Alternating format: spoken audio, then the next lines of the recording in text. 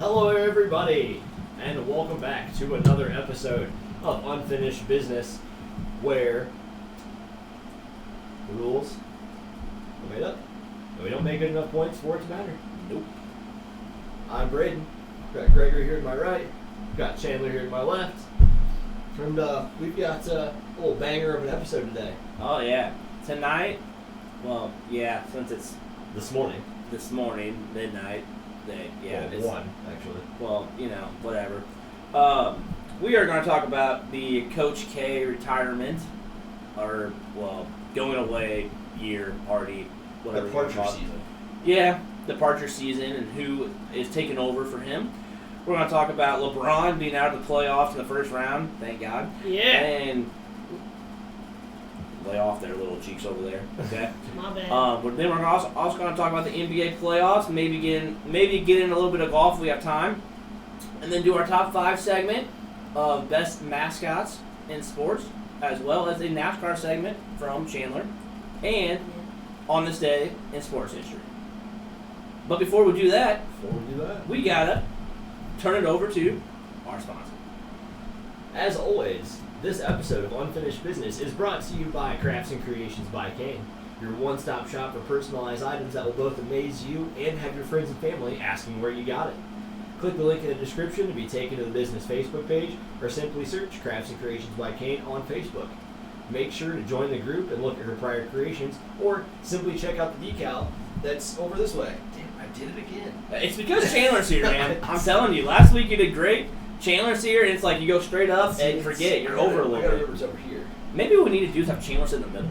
Maybe I just need to think like, it's because I look here. That's the issue. Well, just stop looking at my screen then. Well, I need to remember that because it's this way, not this way. Like Yeah, I mean, I don't know if you noticed me. I went like this. I was like, that way. It's all right. Or Here. just look at our cues. Or here, That's easier. simply check out the decal behind us right here. There we Yeah. go. Or the cues. Here's these as Speaking, well. speaking of which, cold. Nice and cold.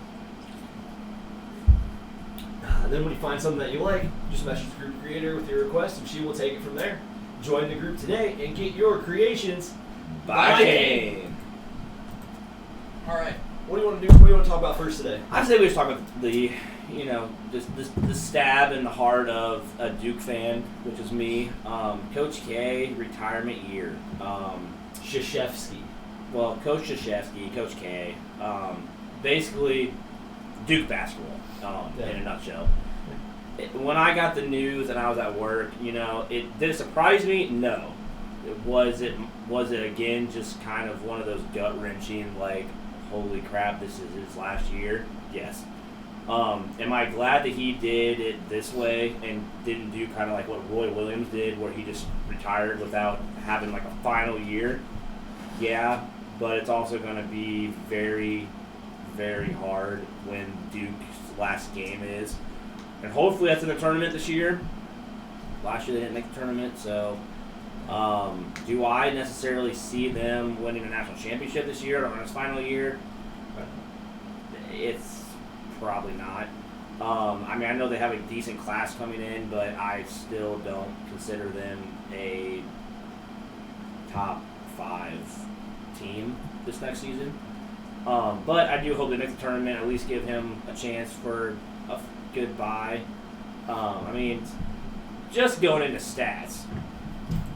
Coach K, 5 national championships. Yeah. Overall record of 1,170 and 361, which is a 764 win percentage. That's just child's play, though. Oh, yeah, Child's play. of course. Conference championship 12 times in the regular season, 15 times in the tournament. Yeah. A 97 and 30 record in the NCAA tournament, 12 Final Fours. It's going to be in my mind, very hard, and they already announced John Shire is going to take over, who played for Coach K at Duke, and in my mind is very much a coach. He was kind of a coach even as a player, like playing, I believe, shooting guard for Duke. But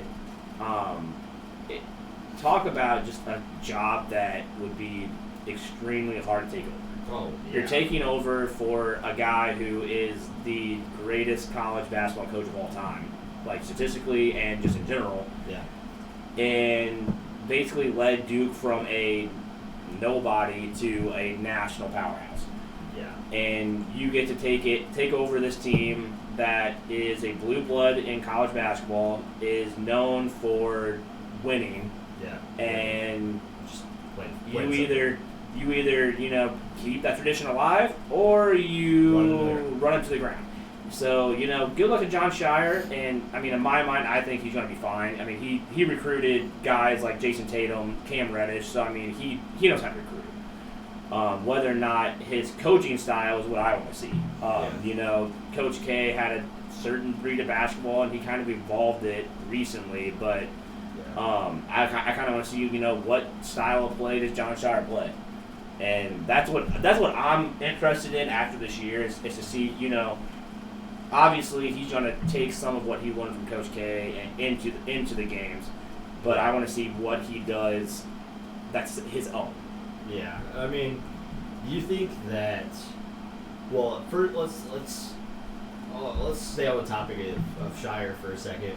So let's say that he comes in and maybe struggles his first couple of years. Mm-hmm. How long is his leash, do you think? Do you think that if he comes in and struggles for the first 2 years, do you think they give him a third, fourth, maybe even or a third or maybe even a fourth year? Or do you think it's just come in, you need to succeed in the first couple of years, if not, else?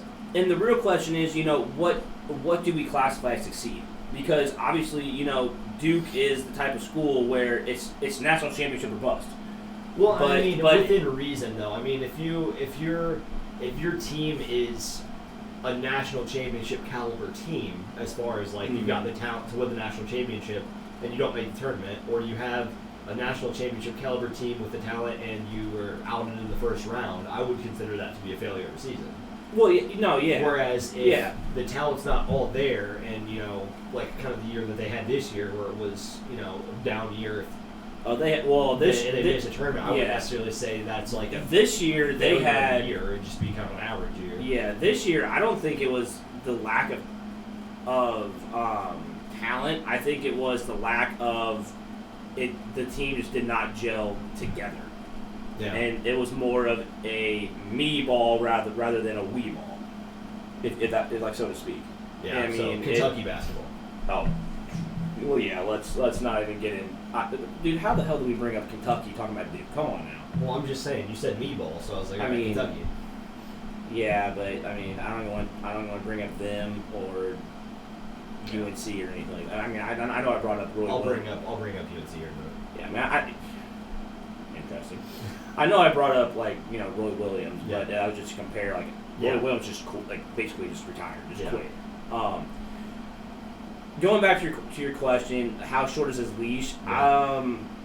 It's in my mind, it's hard telling. I mean, if they have, I think Shire has to win at least compete in the conference his first couple of years. Okay. If they have a year like they did again, they did this year. Mm-hmm. Obviously next year they should be better than they were this year for sure. I hope so. Yeah, I mean I would. For Duke, you can't really do much worse. Yeah, I would definitely hope so. Here's my thing: if with the way college basketball is going with one and dones, that also is not going to help Shire because you don't have what Coach K had when he first took over Duke, where you get to recruit nothing. Yeah. Where you get to recruit your freshmen. Yeah. They're there for 4 years, and you basically get to build your program through these guys. Mm-hmm. So. In my mind, if we were saying that college basketball had a rule where they had to stay for 4 years or at least 3, then I think you give him 3 years. You let him recruit who he wants, and he may even be recruiting this year. I don't know. I mean, obviously he's an assistant coach, so he helped recruit some people, but I think you have to give Shire 2 to 3 years. Okay. And if they are looking at still not competing, if basically if they have a year like they did this year, he has to be gone. And in my mind, the guy that I would like to see them bring back, and I cannot remember his name, but he was an assistant coach, and I believe he went to either Georgia Tech or Virginia Tech, and is a head coach, and he might have left there, I don't know, but it was like a taller black guy, and I cannot remember his name. But another guy who's an assistant coach right now would be like Nolan Smith, who I could see take over the team as well. But I'm hoping Shire succeeds. But to answer your question, I'd say probably at least 2 to 3 years. Yeah, and then on top of that, do you think that maybe with Roy Williams retiring this last year, do you think that kind of helped Coach K come to the realization, not necessarily come to the realization that it was time for him to retire too, but I mean that era of basketball with Roy Williams and Coach K, I mean the one era is ending at UNC, so why not the one end at Duke? Or do you think that he's just decided that it's time for him to be done? Or maybe a little bit of both. It could be a little bit of both. I think Roy Williams retiring probably did play a role in it, but I think it was more so the fact that, Coach, and Roy Williams was like this too, and you could say Roy Williams actually did a better job recently of this, of keeping players for multiple years. Coach K kind of evolved into the one-and-done basketball that's going on right now that Kentucky kind of, in a way started, and Coach K kind of just he had to evolve into that. So a lot of people are saying, well, Coach K's doing this because last year was a terrible year for Duke basketball and for him. It was, and you could point some of that blame on Coach K and not being able to get those guys in gel together. But I think first off, with his age, what more does he really have to do? Doesn't have to do for basketball. He doesn't have any more to prove at all. So. Anything he wants at Duke, Coach K gets. I've been to the gym there. He has a two-story office, folks. Anything that he wants, he can get. Yeah. I'd like to have a two-story office. Well, that's the other thing. Now that he's gone, does Shire just get a two-story office, or Coach K just trying to stay on campus?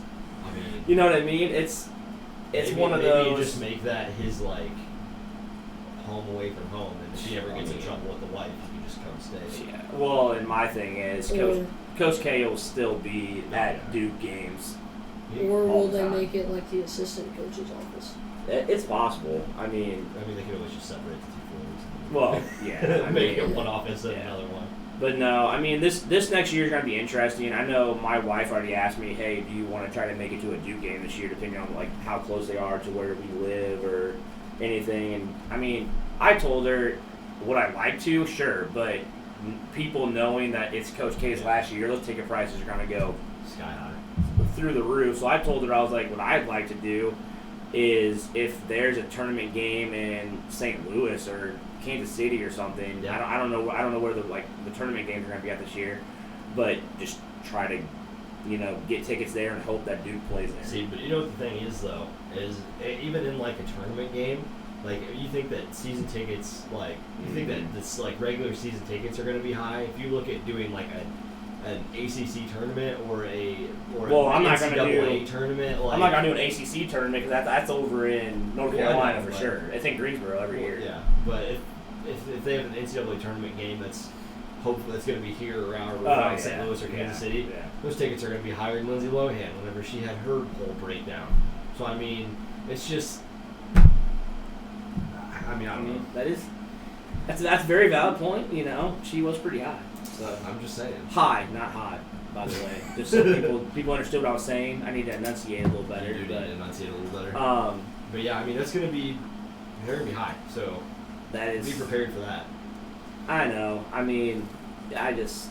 Do I want to make it to a game? I mean, I want to make it to a game. I want to make it to a game in North Carolina, but me as not even a Duke fan, I'd like to go see Coach K actually coach. Yeah. Well, and that's what's going to be a little like.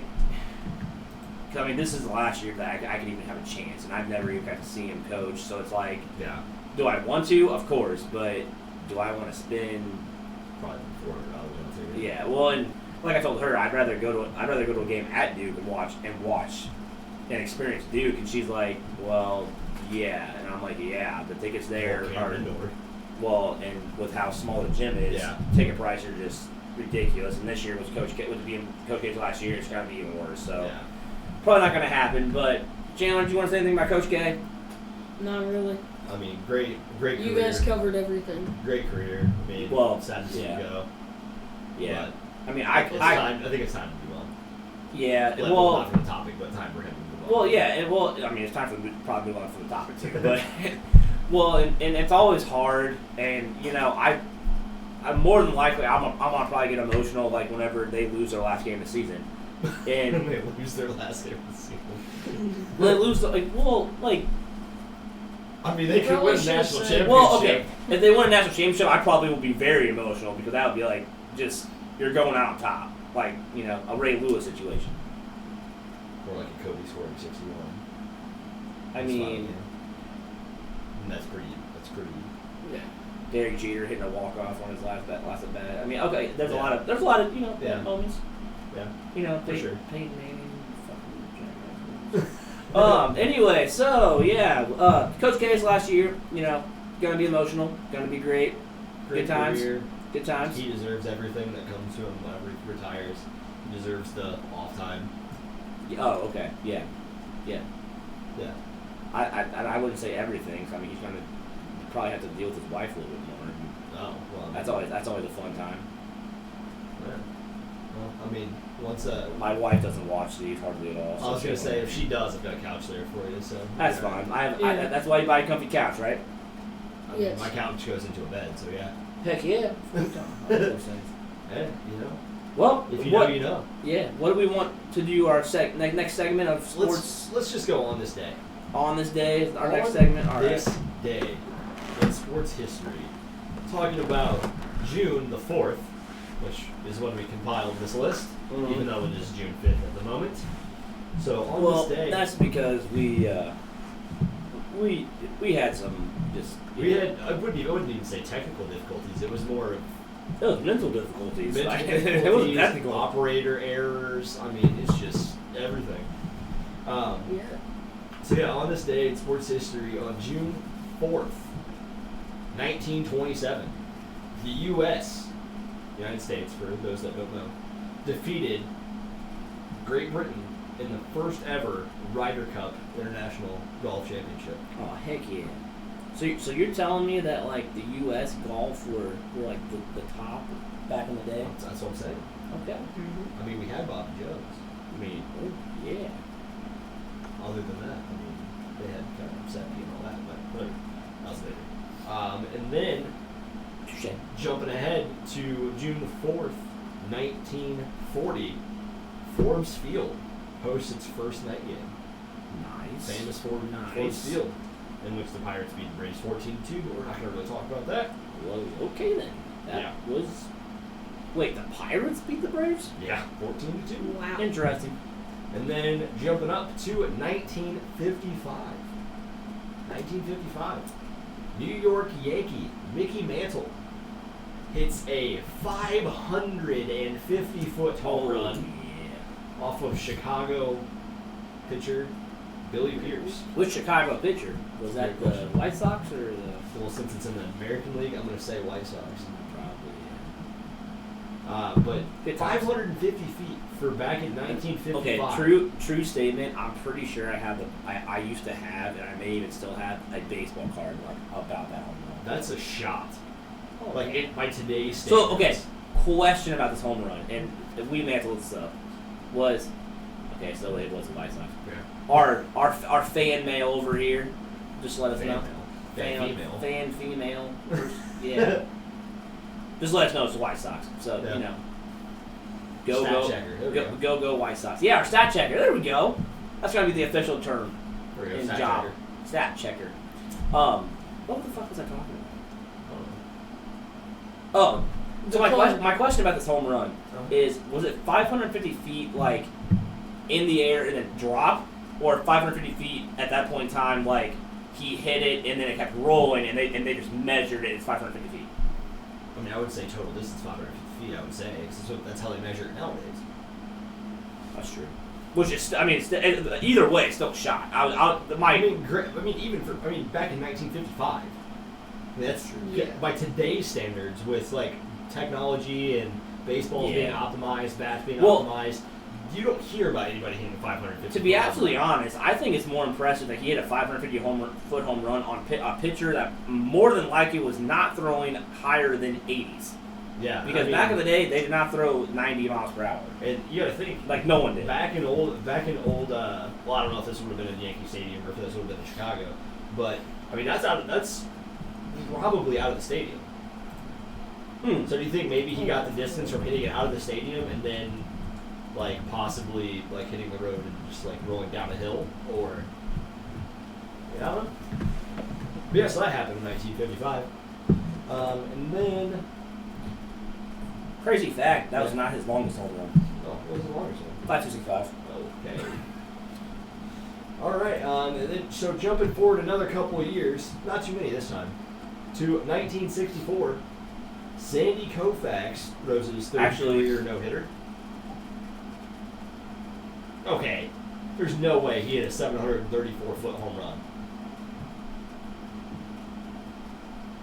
There's no way. No way. I'm not. Okay, they don't actually know.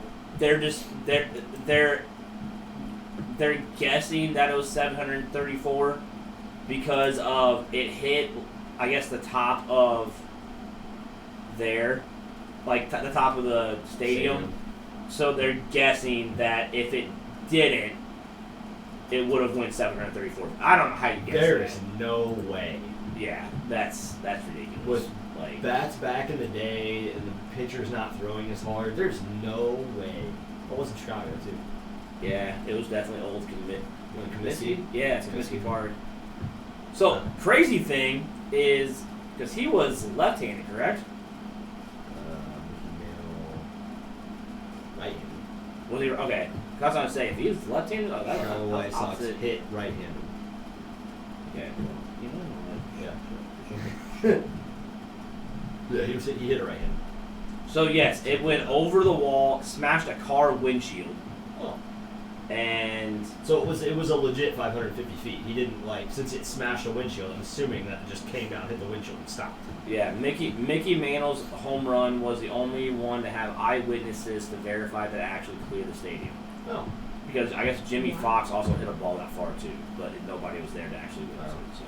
Well, anyway. Or to witness it actually clear the stadium. But anyway, so yes, 1964, jumping ahead a couple of years, Sandy Koufax throws his third career no-hitter.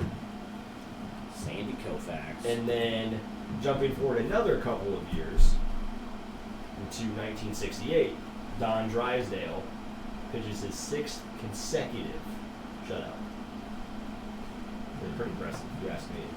That's interesting. Six shutouts in a row. Yeah, that's pretty crazy. Any other ones that were of interest, Braden? No, not really. Okay. Not too much else going on. I mean, Rafa won French Open. Hey! 2005. I mean, good old Rafa. Yeah. All right. Well, folks, that was this day in sports history. It sure was. So up next, do we want to go into the old NBA playoffs? We can jump in. And we should probably go ahead and say, disclaimer. We really don't know much about basketball. We really don't follow NBA a lot, but we know that some of our viewers are probably into the NBA playoffs, so we definitely want to make sure we cover it. Yeah. Especially now that old LBJ, LeBron James, is out of the playoffs. Yeah. Couldn't have happened to a nicer guy. Very very solid player. Nicer guy. It was sarcasm, Jalen. Pick up on it. Come on. So we will just go ahead and since we have not discussed NBA playoffs at all yet, we'll probably start with just the round one results. There is actually one series still going on in round one. Yeah. But we'll kind of go from there, and then we'll give our predictions for the next round. Even though, like I said, none of us really watch too much, so it's kind of going to be one of those guess type things for me. Yeah, I mean, I've followed it enough to where I think I could form some good opinions. I mean, I can form a good opinion. I'm just saying, if you guys are looking to us for sports betting, please don't. You might want to take the opposite of what we said. Yes, 100%. Yes. So you want to go ahead and jump in first one? Yeah, so the first series was the Utah Jazz, the number one seed against the Memphis Grizzlies. I mean, in my mind, not watching too much basketball, I think the better team definitely won. Utah wins the series 4-1, advances to the next round, and I mean, Utah is just very solid, very well team. And they have been since the beginning of this year. They've come out and really played well this year. Yeah, and you could also say Memphis had to go through Golden State for sure to make it into the playoffs in the play-in tournament. So I mean, it was good to see them in the playoffs, but very short.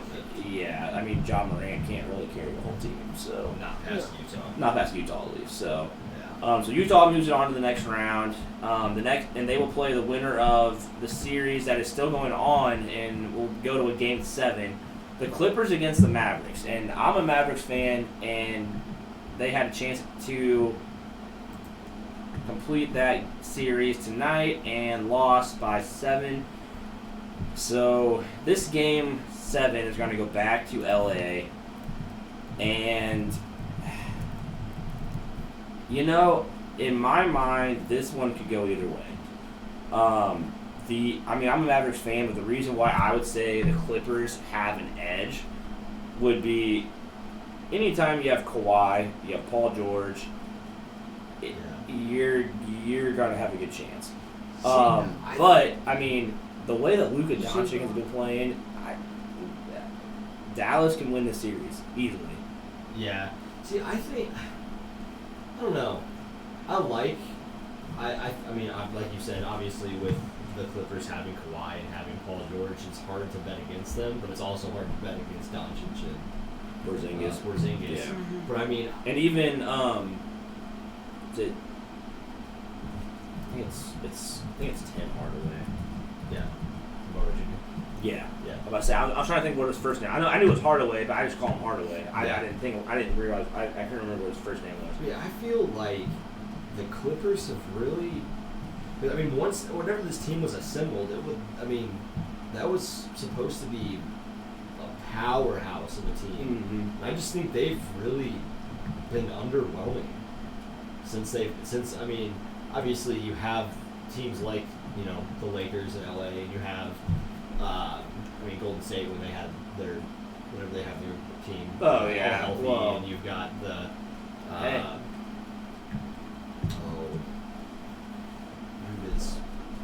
the Nets. Oh, the Nets this year. The Nets. Yeah, and we'll talk about the Nets later too. But yeah, you've got other super teams that are doing well and playing well, but this was supposed to be such a great team with Kawhi and Paul George, and you add in a Rondo, who's one of the better assist and playmakers in league history, and then Cousins, and Serge with his defense. Yeah. No, it's just Zubac at center. Yeah.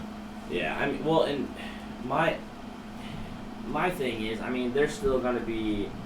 Again, I'm probably going to tune into this game 7 because it should be a great game. But if just based on past playoff experience, I would just give the Clippers the edge just by having Kawhi, Paul George.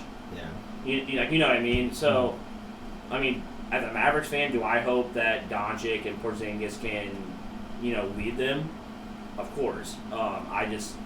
I feel like they had the chance to close that series out tonight and couldn't get it done at home. It's going to be hard to win a Game 7 in LA.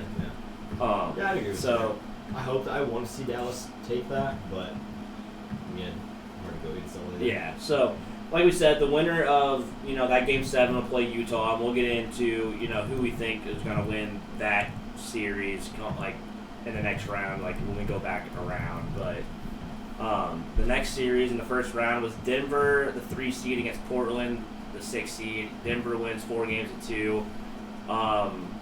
In my mind, you got to feel for a guy like Damian Lillard. Yeah.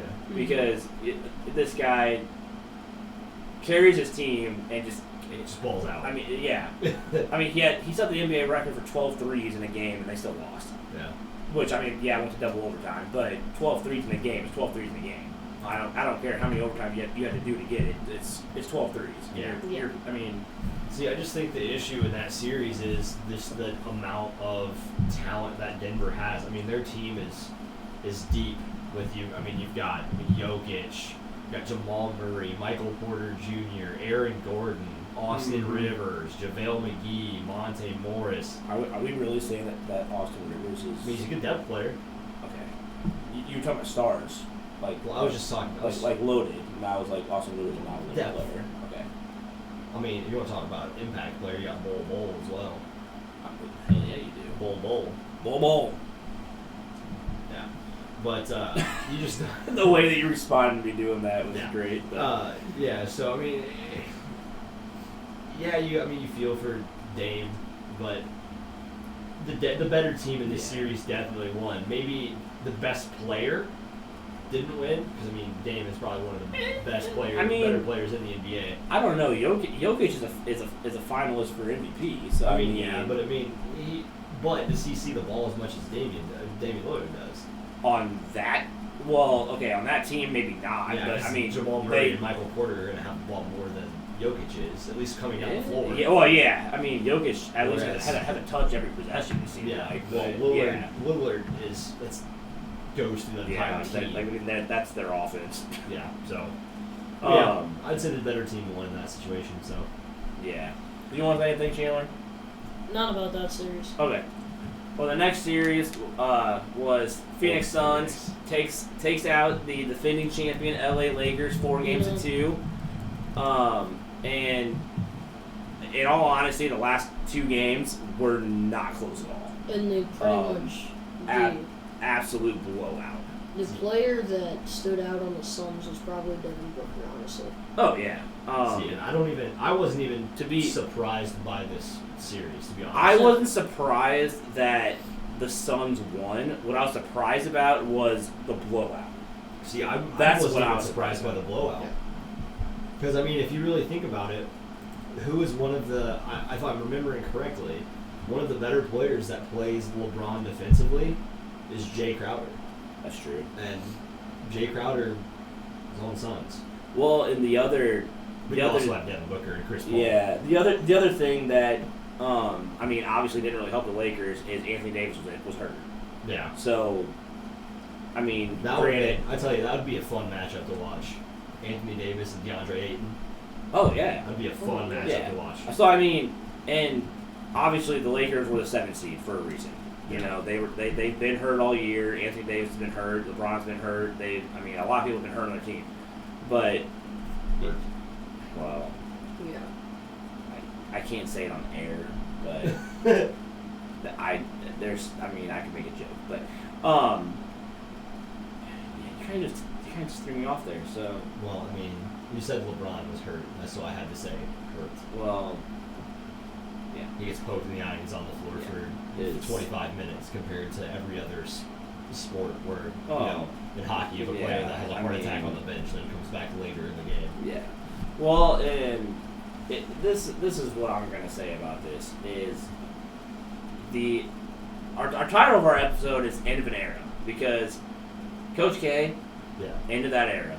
LeBron, in my mind, it's the end of LeBron being the best player in basketball. I think that and in all honesty, that era might have actually ended.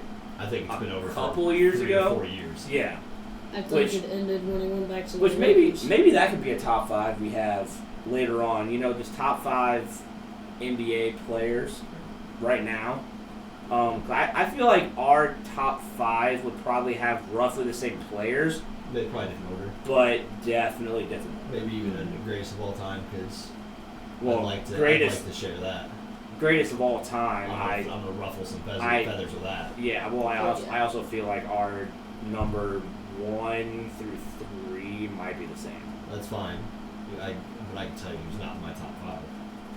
Yeah. Well, okay. I know who you're talking about. I think I would still have him in my top 5 though. Nope. I think we need to do this because I feel like we need to talk. We probably need to debate We that. can do it closer to the finals. Yeah. Yeah. I mean, obviously we already have our top 5 Figure out for tonight, but well, that's definitely we can start. Look at that. We came up with another one. We need to write this down so we don't forget it. Right now. Yeah. Okay. Yeah. Write that down. Thank you.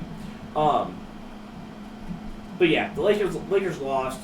Like we said, Devin Booker, unstoppable, great player, really good NBA 2K player. Not that matters, but Yeah. all right. He's a good player.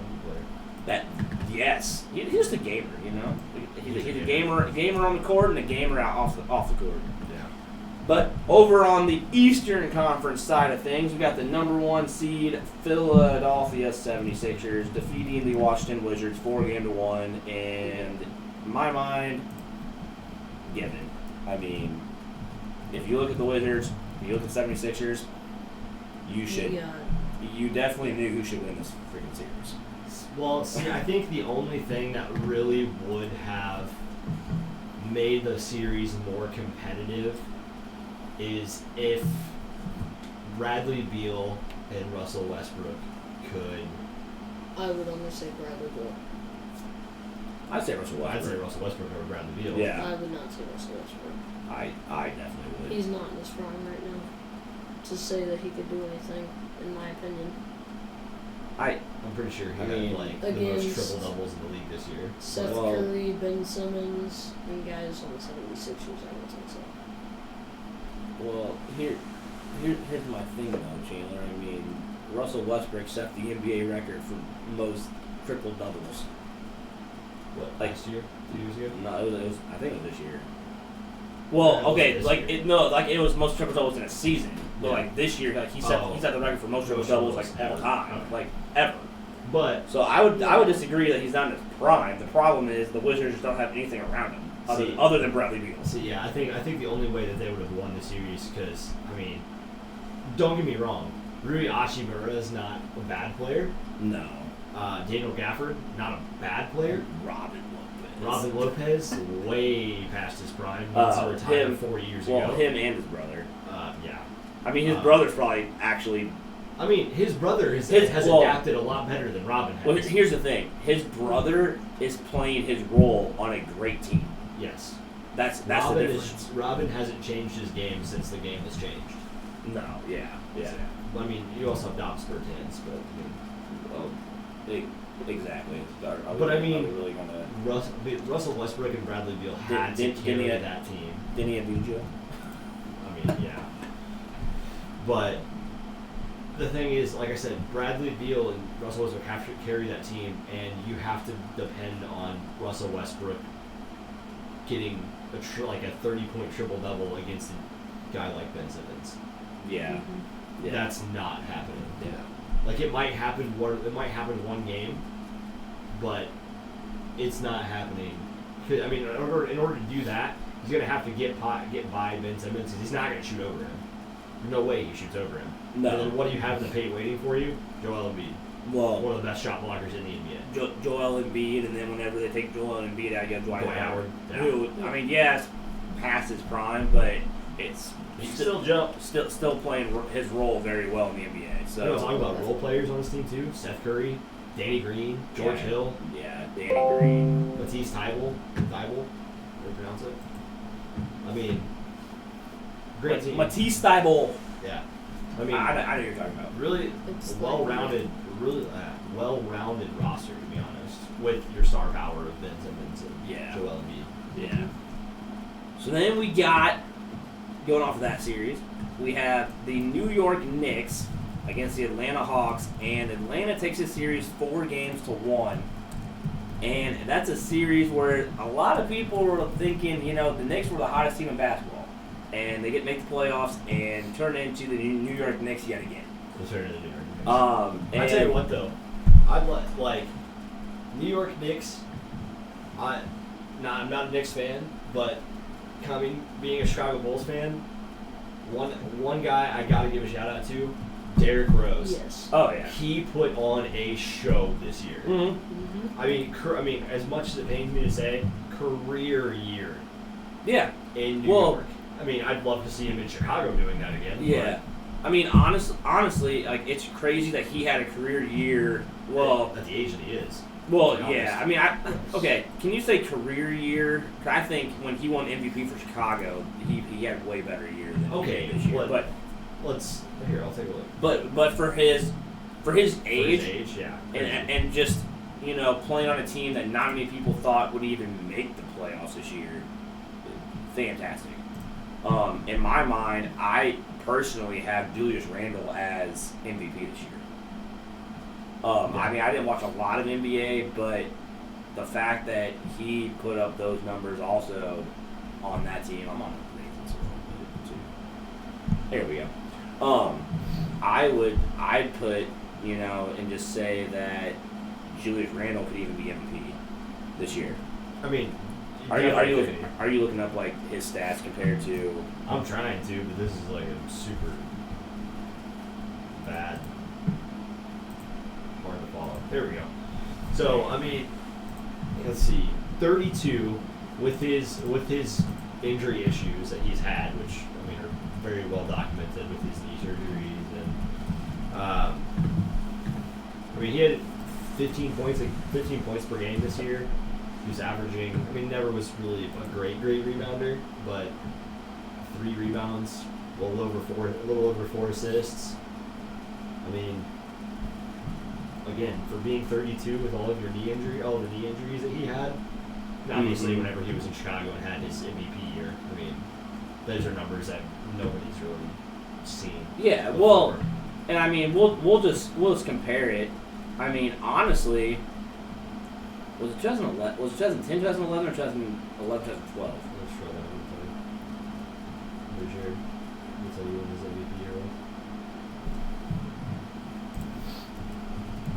I know it was 2011 that he won it, but I don't remember, like, exactly. 2011. It was, so that's, what, 2010, 2011, or 2011, 2012? May 3rd, 2011. So, 2010, 10, 11, okay. Yeah. So, 2010, 2011, he averaged 25 points a game, 7.7 assists, and 4 rebounds. So this year, 10 more points. roughly an extra assist and a half and 2 rebounds. Yeah. So I mean, honestly, other than the points, basically career year. Yeah. I mean, and the thing is that with and that was what 10 years ago. Yeah. And the thing is with the team that's around him, he doesn't have to be that prolific scorer. So I just realized yeah. he played for 3 different teams this year. Yeah, Toronto. Toronto? Yeah, I think that's Toronto. Detroit. And yeah, I'm pretty sure he played Toronto. That's crazy. But I mean, you got like you said, Julius Randle having a great year. R.J. Barrett, Obadiah Toppin. I mean, Alec Burks. I mean, pretty good backcourt and. Oh yeah. And then you have Atlanta. Yeah. Trae Young. Yeah. I mean, obviously they have Clint Capella, John yeah, Collins, one of the better. Bojan Bogdanovic, but I mean, Yeah. Trae Young, yeah, DeAndre Hunter. I mean, honestly, Really, Gallinari, if you look at Cam Reddish, if you look at the Hawks roster, you forget how many good quality players are there. I mean, obviously you have your stars and Trae Young and Clint Capella and John Collins. Oh yeah. But you forget about Gallinari. You forget about Sixth Man of the Year Lou Williams. You forget about DeAndre Hunter, Kevin Huerter. Well, and Cam Reddish. And here's the thing. I mean, he probably doesn't play too much, but Okongwu. Yeah, Conley. I mean, you know what I mean? Yeah. I mean, Cam Reddish. Oh, you say Cam Reddish, but And like you said, Bogdanovic. I mean, Yeah. definitely not Yeah. a slouch. So I mean, you you forget how good of a team the Hawks really have. Yeah. I mean, because they just don't have that star power other than like a Trey Young. But I mean, honestly, Trey Young can shoot the ball from the other 3-point line and still make it. So. Yeah, exactly. Well, and so we'll kind of get into the next series, which was Milwaukee, the 3 seed against Miami, the 6 seed, and Milwaukee sweeps Miami. So both teams that made the NBA Finals last year are out of the playoffs. I personally, I had the Bucks winning the series, but did not think it would be a sweep. Yeah, because I mean, honestly, like, Miami really didn't lose anything. No. They added Oladipo, actually. Yeah. They added Oladipo to a team that already went to the finals last year. They still have Jimmy Butler. They still have Tyler Hero. Tyler Hero, I don't think had as great of a year as he did last year. No. And then you have Kendrick Nunn, Iguodala, Dragic, Bam Adebayo too. Yeah. But I mean, definitely didn't have as good of a year, or at least as good of a playoff run as what they thought. And I imagine as a 6 seed, they didn't have as good of a year. But I mean, you look at Milwaukee, and can you really expect anything less? Anytime you have Drew Holiday, Giannis, Chris Middleton. Chris Middleton. I mean, that team is very good. They've got the Antetokounmpo brothers. Well, they have Thanasis. Yeah. And then, like you said, Drew Holiday, DiVincenzo, who won a national championship in college. You've got Middleton, like you said, Bryn Forbes. I mean, P.J. Tucker, Brooks Lopez. Brooke Lopez played a fantastic role in that team. I mean, even Bobby Portis. Yeah. Bobby Portis isn't a bad player either. I mean, former Bull, but I mean. What's the trend here? Former Bulls doing great on other teams? No. Even Pat Connaughton. Yeah. I mean, as low on the list as he is. Yeah, I mean that's a deep team. I mean, Milwaukee is definitely going to have their hands full next round because they will be playing the Brooklyn Nets, who defeated the Boston Celtics 4-1. And let's not even talk about the Celtics because who cares? But Celtics do have a great team, but Jaylen Brown, Kemba, and Jason. Anytime you're going up against James Harden, Kyrie, KD, Blake Griffin, DeAndre Jordan. I was about to say DeAndre Ayton. No. Joe Harris. I mean, Jeff Green. Yeah, the Brooklyn Nets are loaded, and honestly, it's an all-star team. Yeah, honestly, I have not watched much of the playoffs, but I might start watching a little bit more because I really want to watch the Bucks against the Nets. That might be your championship game right there. Well, like in the second half is what I'm saying. Like who gets in the championship game? Yeah, I mean it's very possible that whoever wins that series will make it to the NBA Finals. Yeah. Mm-hmm. It's very, very possible, but for sure. So I mean, without really talking much about Brooklyn, you want to go just get into the next round? Yeah. Our predictions. So obviously, there's still a Game 7 with the Clippers and Dallas.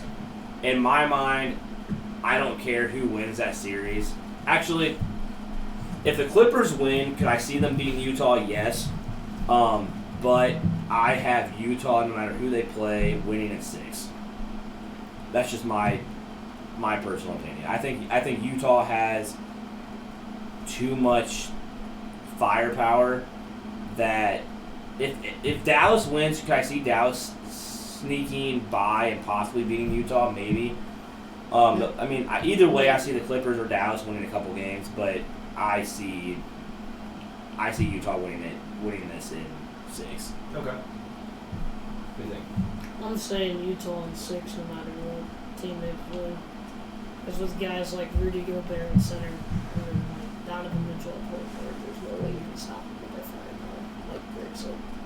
Yeah, I'm gonna go against the grain here. I think if LA wins their series, I think Utah wins. I think Utah wins probably, I'd say, with the amount of struggles that LA has had against Dallas. I mean, Dallas isn't a bad team by any means, but I think that Utah is the better team than Dallas. So I think that LA is going to isn't going to be able to play as well. So I think Utah wins that series in 5. However, I think that if the Mavs win that series, I think the Mavericks beat the Jazz. And how many games though? I'm going to say 7. Okay. Well, and my thought process here is I know that I just said that Utah is a better team than Dallas, which I believe is correct. But I think that the Mavericks stack up better against the Jazz.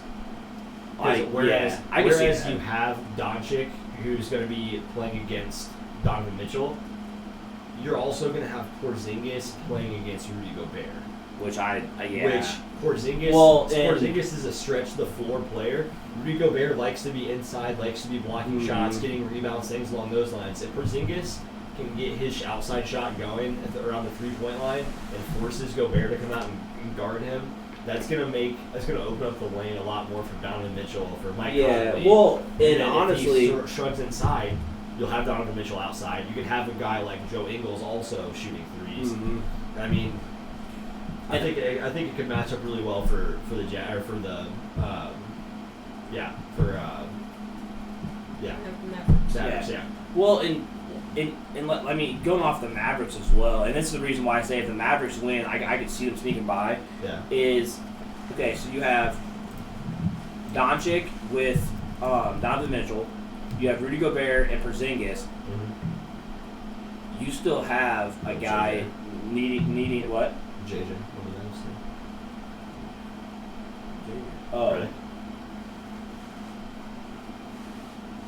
When did he on the Mavs? Yeah. JJ Redick. Am I missing something?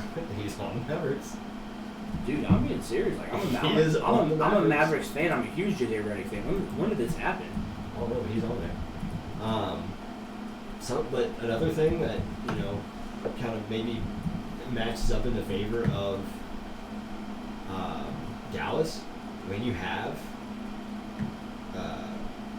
like Rudy Gobert down the post. Well, JJ Redick's injured, so still. maybe that's why I didn't realize he was on the Mavericks. But you know who the Mavs have? Well, Boban, the most unathletic player in the NBA. But who is more unathletic than Boban Marjanovic? Name me a player, please. Taco Fall. I guarantee you he's more athletic than Boban. I'm trying here, okay?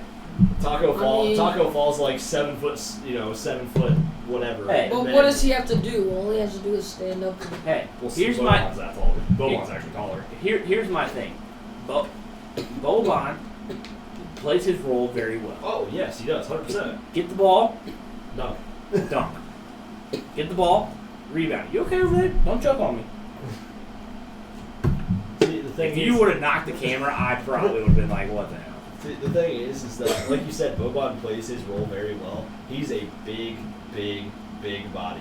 Well, yeah. Taco Fall, I mean, obviously is very tall, but he's skinny, easy to. Well, I mean, he would be easy to move for either one of us, but Boban's just a beast. Boban is solid. Nicest guy, but just his hands are huge too. I mean, yeah, humongous. Watching him and Doncic like go back and forth as like a friendship is just hilarious though. It's great.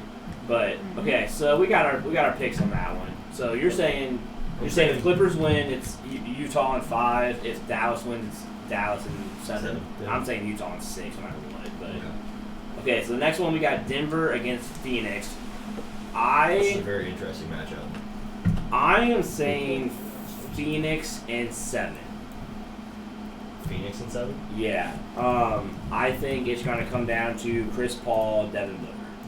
See, and that's kind of where I'm at in this situation, is that obviously with the Nuggets having Jokic, Jamal Murray, Michael Porter, they definitely have the talent, definitely have the depth there.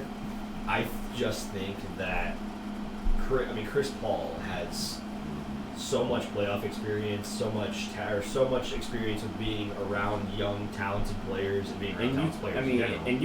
Not to cut you off, but you could argue that if Chris Paul was healthy, the Rockets beat the Cavs with LeBron. It was, but I mean, yeah. Either way, though, I mean, Chris Paul is gonna go down as one of the best point guards. Maybe it was Golden State. I can't remember who they were playing. Yeah. But I mean, Chris Paul is gonna go down as one of the greatest point guards in history. And you pair him up with a guy like Devin Booker, who's a lights out, and John Stockton. Okay, yes, but and then you pair him up also with a guy that can jump out of the gym like DeAndre Ayton. Oh yeah. And just somebody as massive as DeAndre Ayton is. Yeah. Well, that's the thing is, I mean, we're only talking about Chris Paul and DeAndre Ayton. They still have Devin Booker, who, let's be honest, that guy's a gamer and lights out from anywhere on the floor. And just like last game. I don't know if you watched it, but he had at one point it was the second quarter. He had 22 points for his team, and they were up 36-14. So he was outscoring the Lakers by himself. Yeah. I mean, that's just the kind of player that he can be. Is just put my team on the back, put the team on the back, and just carry him. Yeah. And when you have a guy like Chris Paul who does not care at this point if he's the guy, that team is going to be special. The thing is that I think Chris Paul wants to ring. The thing is I think that Devin Booker is really like capitalizing on Chris Paul. 'Cause, I mean, obviously Chris Paul's up there in age. He's probably one of his final years in the NBA, I would say.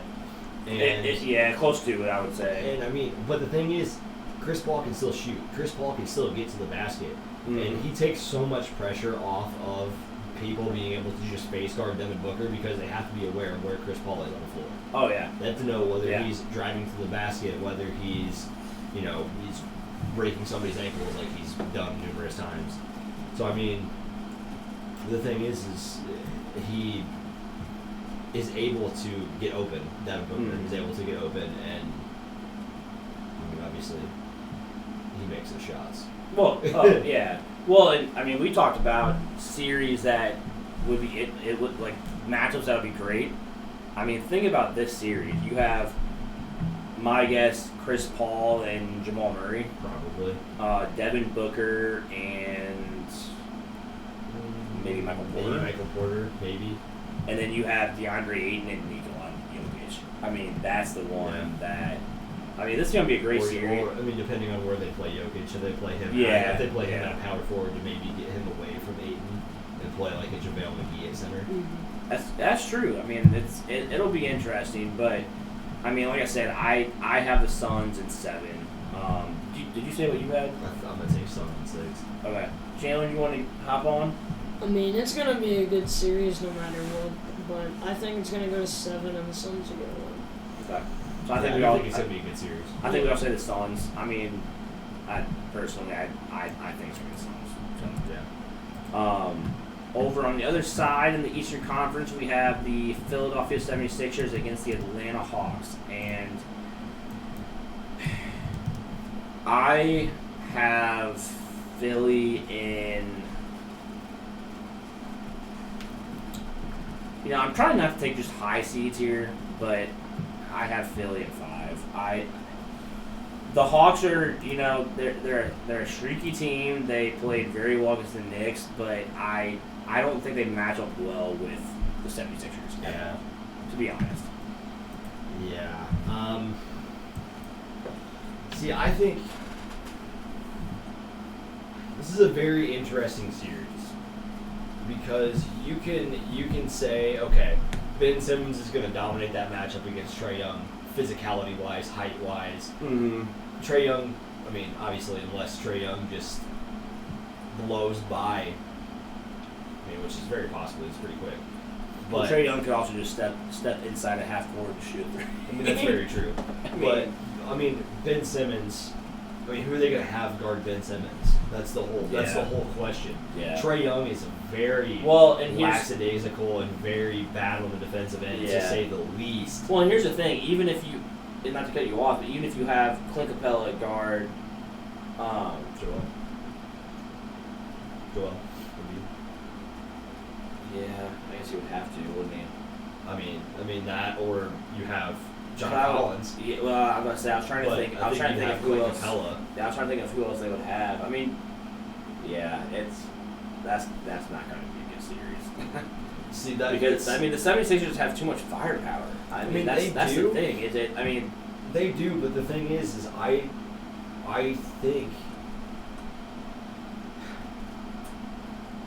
think that Clint Capella can lock down Joel Embiid. Clint Capella is a very good, very underrated defensive player, and I think that Trae Young might win that matchup against Ben Simmons. The only reason I say that is because Ben Simmons prides himself on being a good defender. yeah. Whereas if Joel is struggling to score points, where else are they going to get points from? Like they could get points from Seth Curry or Dwight Howard or Game. I guess But the my thing is they're going to go to their star player in Ben Simmons, who has that big mismatch against Trae Young. So Yeah. if he's using all of his energy on the offensive side of the floor, what's going to stop Trae Young, who's not going to put up very much effort at all on the defensive side of the basketball like he always does. yeah. I guess And my he'll question blow would by be. Ben Simmons every time. I guess my question would Back be pretty though quickly. is, will that be enough? Like just locking down Joel Embiid though. Like you see what I'm saying? I mean, I see what you're saying. will just locking down him be enough to win that whole entire series? I think that's the key to winning that series for Atlanta. Well, if oh you- yeah. Because if you don't, if they can lock down Joel Embiid, you can basically just play like teams used to do against LeBron with the Cavs. You let LeBron have his 40 points, Mm. and he's going to tire himself out by playing on the offensive side of the basketball. He's not going to have too much energy to exert on the defensive side of the basketball, and you can exploit that defense or exploit that offensively. That's So true. I mean, if you let Ben Simmons go off and have his 40 points a game, okay. Let Trae Young, because again, Trae Young's not a very good defender. He's not going to exert very much energy because he's an offensive-based player, whereas Ben Simmons is going to be a defensive-based player. Mm. I just think that it could go either way. But I think the key there is that matchup between Clint Capella and Joel Embiid, or Joel Embiid and John Collins, depending on who that matchup. Just who they can lock down Joel Embiid, basically. So who do you have in the series? I would take the Hawks in 7. Okay. I'm going to take the Hawks in 7. However, if Clint Capella, again, I'm going to hope that Clint Capella can shut down Joel. If he can't, and if Joel is successful, I think it's over 4. I don't even think that. Well, like I Hawks said, I can mean, take I the said game. I said it 5. If so. Joel is playing well, and if he can score, Yeah.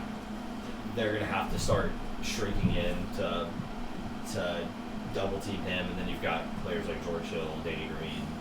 I mean, Ben Simmons didn't shoot threes, but He's gotten better. he's gotten better. But I mean, not all anything great. all they're gonna have to do is kick the ball out to one of them two, and then they're gonna go out and challenge them, and all they have to do is just drive past. Oh yeah. So I mean, Well, Chandler, who do you got in this series? I got the 76ers in 6 games. 6 games. Yes. Okay. Any reason why, or just you think? No, I just don't think the Hawks are going to be able to stop me. Okay. Well, the last series in the second round is, I mean, at least what I talked about as being quite possibly the best series of the second round. And it is Milwaukee against Brooklyn. I think this series could go honestly either way. this I is think a it's heavyweight boxing match. I think it's going 7 games no matter what. And I think even in that seven game, it's gonna be whatever stars show up. yeah. In my mind, what do I want to see happen is the Bucks to win the series, but based on just firepower and just having basically an all-star team, I'm gonna say Brooklyn in 7. Yeah. But I mean, like I said, I think it's going 7 games no matter what, and it could this series could easily go either way, easily.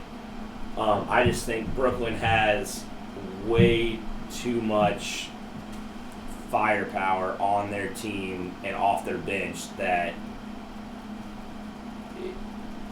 I mean, if let me put it this way: if Milwaukee gets in foul trouble, I think that game's over. Yeah. You know what I mean? So I mean, you could say the same thing about Brooklyn, but at least they have, well, in my mind, a little bit more depth. Oh yeah. But I'm gonna probably tune into this series for sure because it's gonna be fantastic. What are you thinking? Man, I don't know.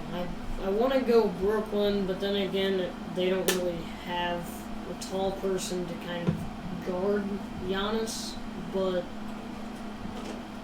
they have pretty much an all-star team. Yeah. So it's like, do I decide to pick One player or an all-star? Yeah. Pretty much. Yeah. So I think I'm going to probably end up going Brooklyn. Okay. In 7. In 7. You know, I am going to be odd man out here again. That's that. Here's my thing. I'm gonna say Milwaukee in 6. Really? Okay.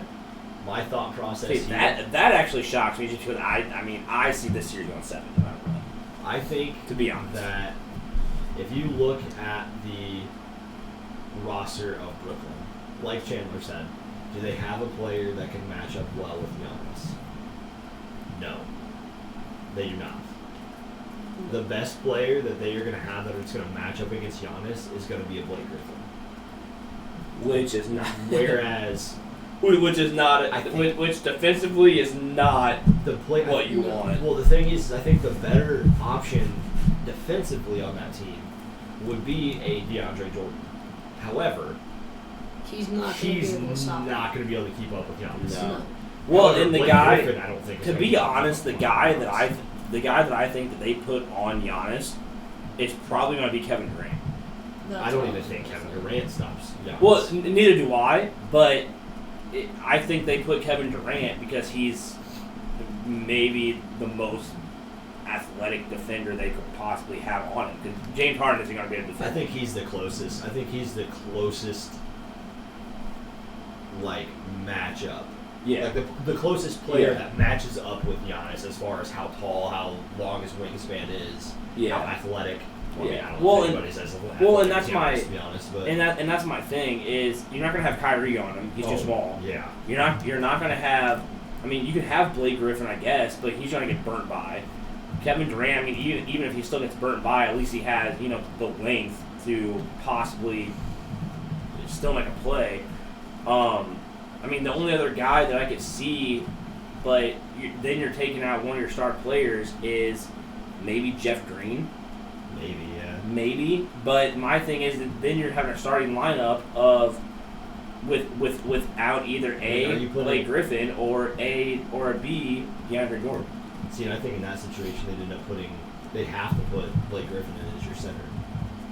And then in which case, let Brook Lopez go to town. Mm-hmm. I mean, And that's my thing is that's the reason why I say you almost have to have Kevin Durant because your other options aren't you're not going to be able to defend Giannis. well, here's the only other issue with that though. If you put Kevin Durant on Giannis, who guards Chris Middleton? And Chris Middleton's a very good offensive player as well. Yeah, I mean, And I see. And my other thought process there I too think- is I you think- have Giannis guarding Kevin Durant. You have Chris Middleton, one of the best defensive players in the league, Mhm. guarding James Harden, and then you let Kyrie kind of do Kyrie things against Drew Holiday, Drew Holiday or Dante DiVincenzo. yeah, I mean. And the thing is, It's my thing is, and like we're talking about right now, it's definitely a very even matchup. it would be very I interesting. mean, they to see. match up fantastic, and that's the reason why I say it's going to be a 7-game series. Is the matchups they're just about even. See, So it's just going to be whatever player can win their matchups in my mind. See, my other thing too is that Milwaukee has length. Yeah. You have Giannis, you have Brook Lopez, who's, I mean, obviously tall, has a big wingspan. Chris Middleton. You have Chris Middleton. You have Thanasis Antetokounmpo as well. Yeah. You've got Bobby Portis. I mean, Bobby Portis is he's not maybe the tallest player, but he's got a big wingspan as well. Which I talked. Jeff Teague coming off the bench. I mean, PJ I talked. Tucker.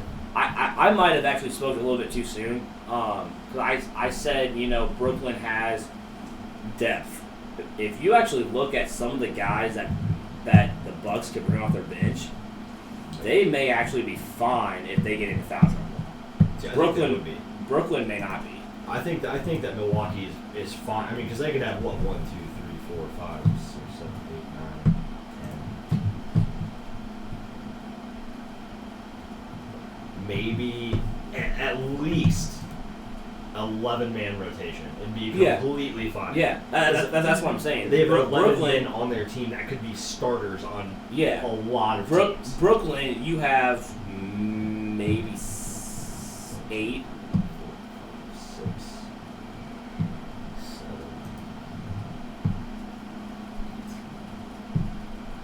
That's what I'm saying. Maybe 8. 8, 9. 9 maybe. I mean 10 if you count Tyler Johnson. Yeah, so I don't know.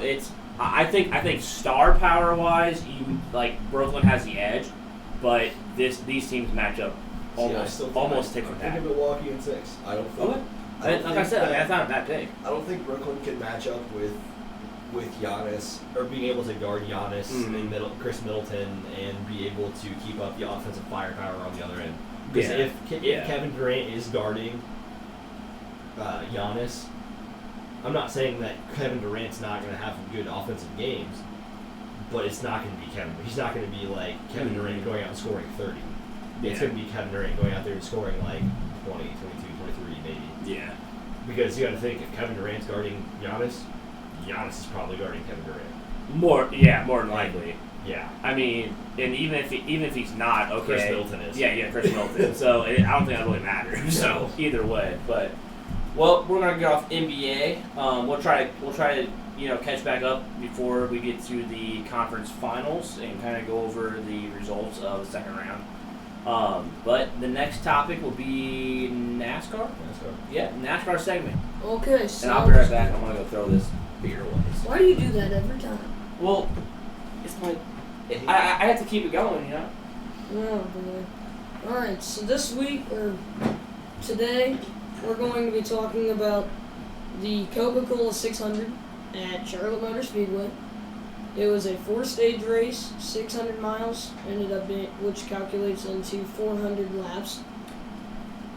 So, to start the race, your top 10 was first Kyle Larson, second Ricky Stenhouse Jr., third Chase Elliott, fourth William Byron, fifth Kevin Harvick, sixth Austin Dillon, seventh Alex Bowman, eighth Martin Truex, ninth Daniel Suarez, and 10th Ross Chastain. Ryan Newman started 25th, and Anthony Alfredo started 4 spots behind him in 29th. Of course.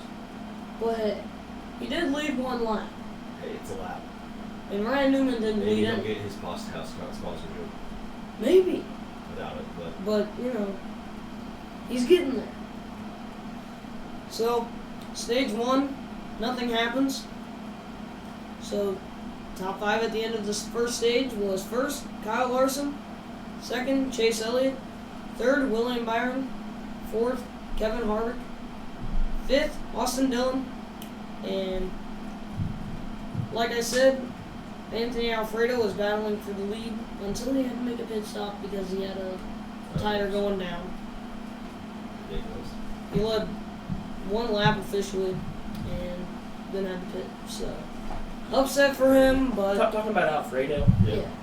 He led a lap, so he might What- get his spots Pasta House What? sponsorship. Hey, he might. Here's my question though. Was the tire going down, or did he just have to pit because it was like green flag pit stops? Because when he was leading, I watched that.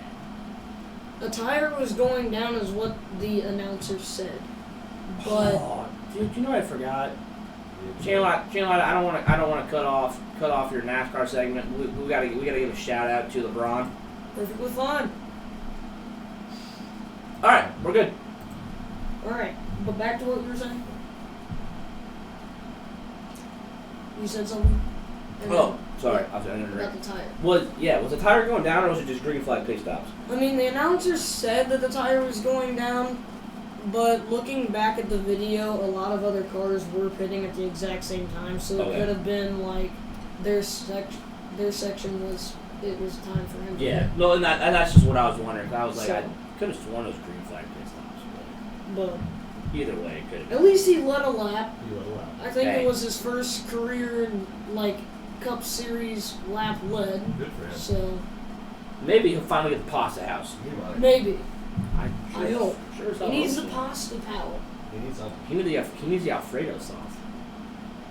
Hey, his car design looked like an Alfredo sauce. That's a good one. I mean, I think pig sauce is better than. Oh yeah. Continue. We're getting off topic. We're talking about pasta. Keep going. Sorry. So, stage 2, lap 32 of 100 in the stage. Chase Elliott squeezes through the 51 of Garrett Smithley and the 5 of Kyle Larson to take the lead. Squeezes through. Boo. Yes. And I'm saying the gap was probably the back of the car. Most. He pretty much pushed the 51 out of his way. It was kind of cool, actually, how narrow the gap was and how he easily did it. But getting back into the race on lap 42 of 100 in the stage, Kurt Busch has to park his car in the garage for the rest of the stage from a loose belt, causing the loss of power steering and oil pressure. Oh. Yeah, power steering might be important. Yes. Might be important. Must really suck to be a Bush. The car ended up smoking on its way back to the garage, so that was fun for him. That's But unfortunate. luckily, he was able to come back out in like the next stage. So, or no, later in the stage. Because on lap 173 of 400 in the race, which is still in the second stage, there was a caution for him to come back out in the stage. He was allowed to come back out since they fixed it. Because that's how it works since it wasn't the final stage of the race. Sure. So, at the end of stage 2, your top 5 is, again, Kyle Larson winning the stage. Second went to Chase Elliott. Third to Alex Bowman.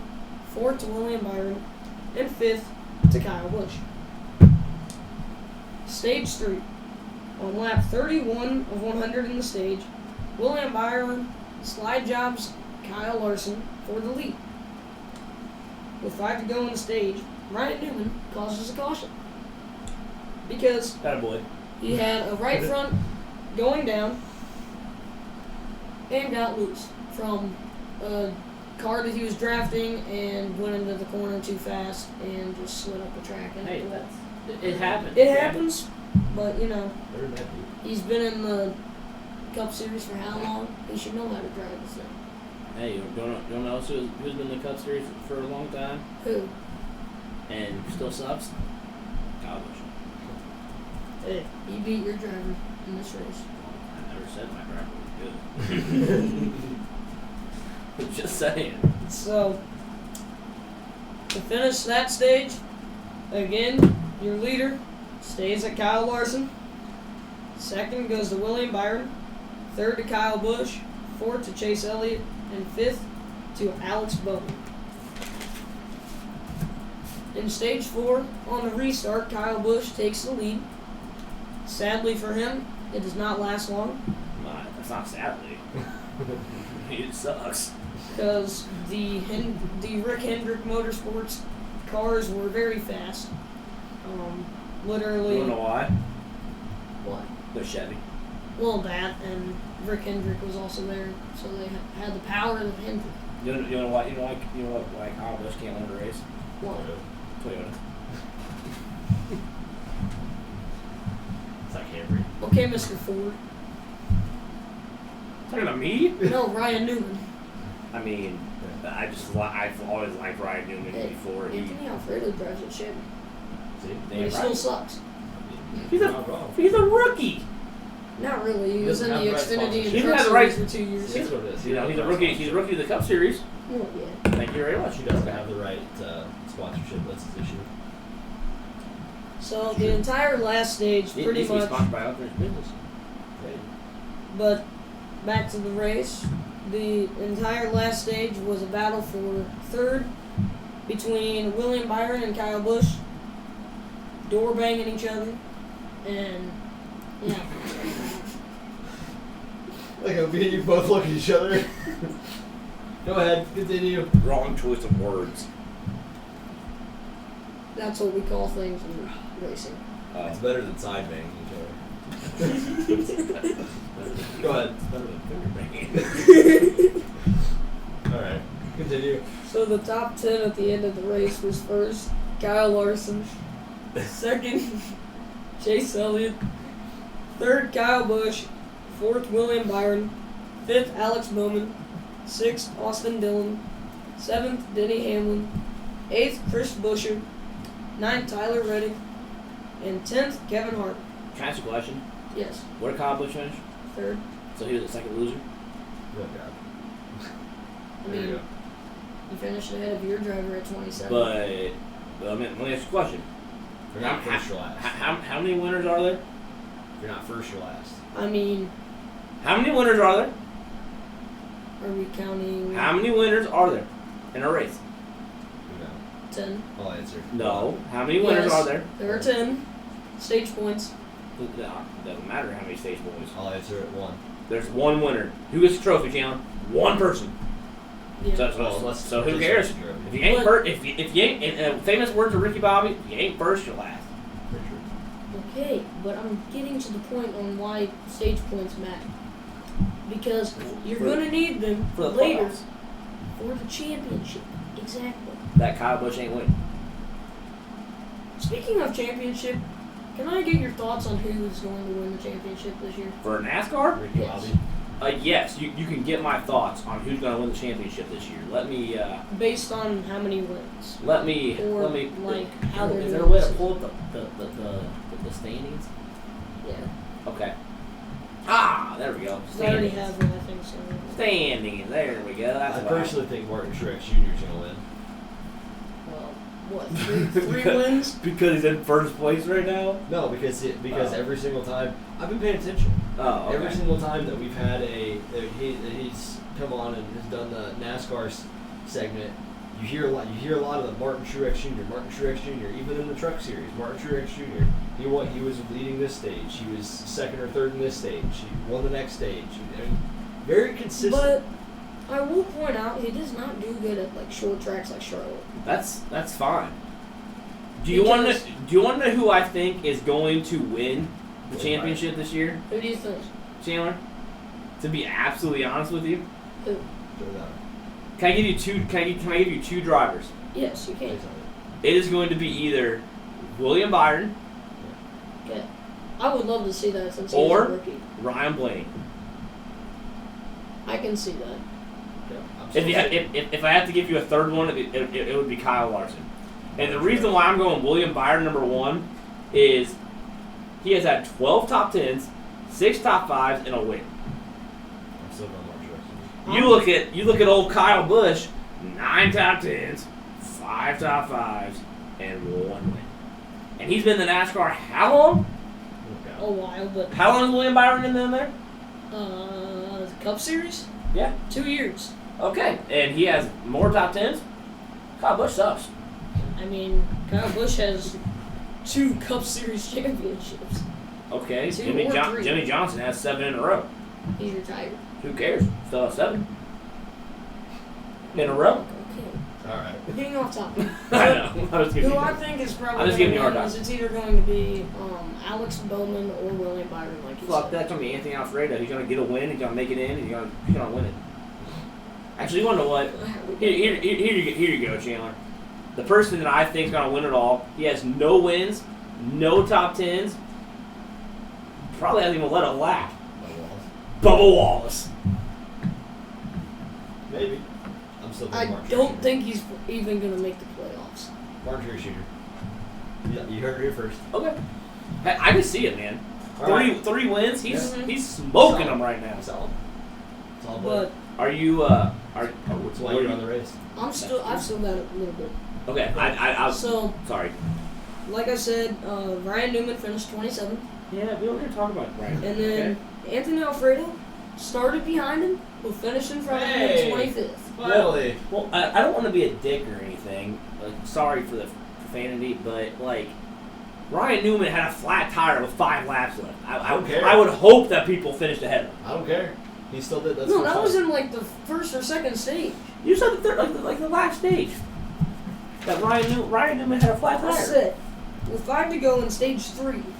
There's Oh. 4 stages in this race. Oh, okay. That's my bad. See, that's what I'm saying. Well, he still had a flat tire. He had to go to the pits and be a lap down. That's and all enough. that. You can still gain.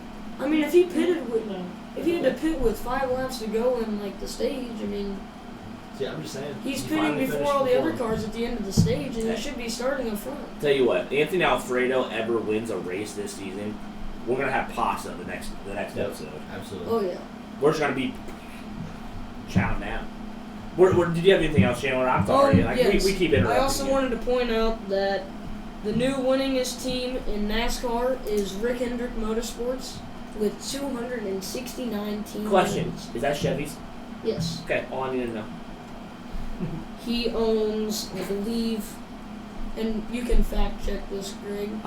You're good. I think it's Rick Hendricks is what you said. Rick Hendrick. He owns Chase Elliott, William Byron, Kyle Larson, and Alex Bowman, I think. Those are the 4 cars he owns. Rick Hendrick car NASCAR. There you go here, I guess. 5, 9, 24, 48. Yep. That's all the ones I 5, need to know. 9, 24, 48. 48 is now Alex Where's that Bowman. at? Oh, esports. He runs esports. Yeah. What a beast! Look at this Well, guy. I don't know. I doubt he races though. Hey, tell you what, he has in Job's 25 and or dog 5. Yeah, boy. How did they do in the last race? It doesn't say. It doesn't say. Well, that sucks. Well, it's because it was yesterday. Or today. Actually, it's today. Oh, it's today. Let's go. We're gonna watch it.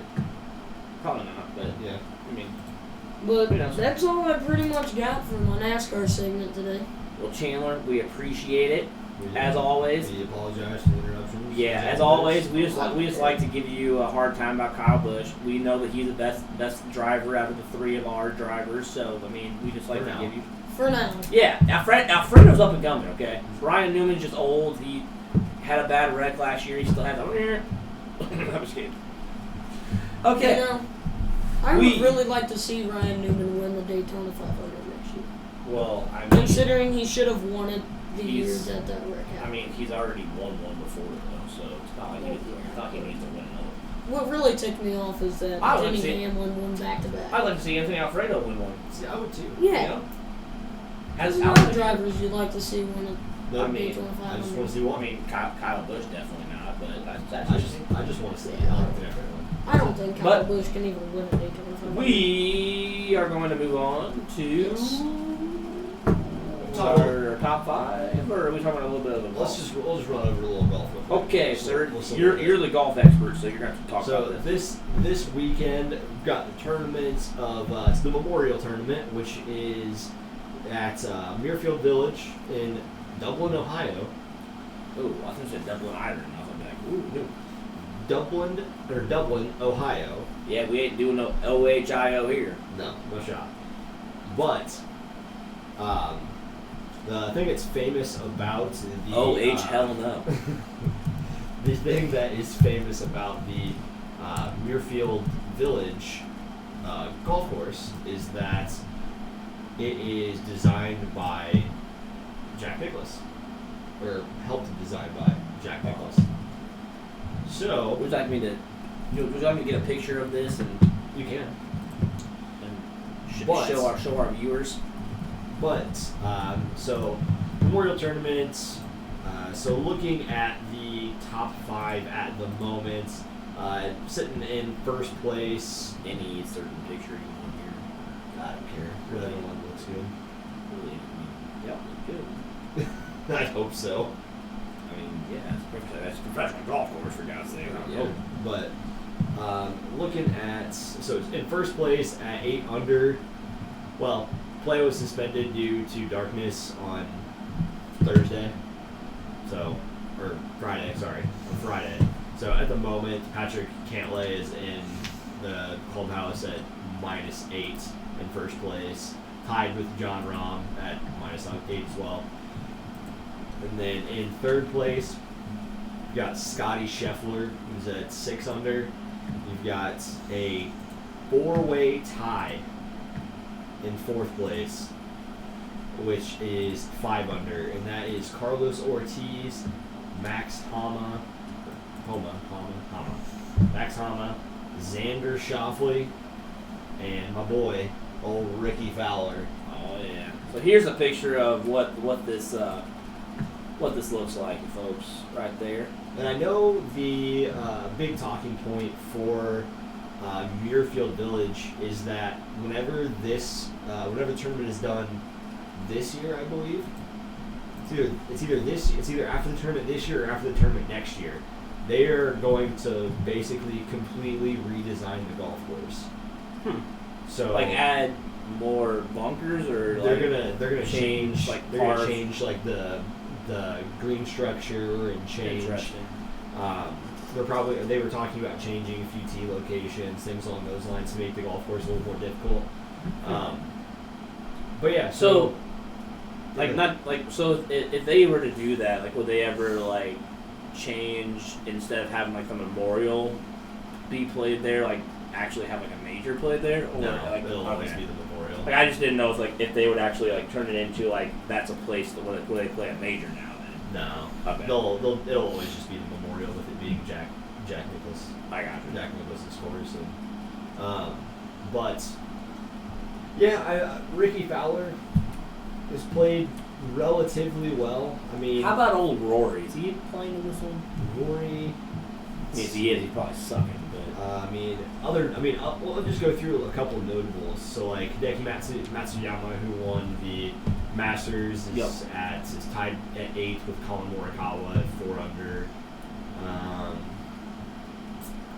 Adam Scott is tied for 21st at 2 under. Justin Thomas also 2 under. Jordan Spieth at 1 under. Bryson DeChambeau, Yeah, he's at 1 under as well. Rory's in. Hey, Rory he is is. playing there. Yep, and he is. He's shooting even. He's Okay. shooting even through 2 rounds. So what's the leader at? -8. Okay, so he's only 8 strokes with the lead. That's plenty. Yeah. He's just getting his stride, He's just hitting stride. That's right. and getting killed, but that's okay. Yeah, but I mean, I know that. I mean, Patrick Cantlay and John Rahm both coming out and shooting. 69 first round, and then Patrick Cantlay shooting a 67 in the second round.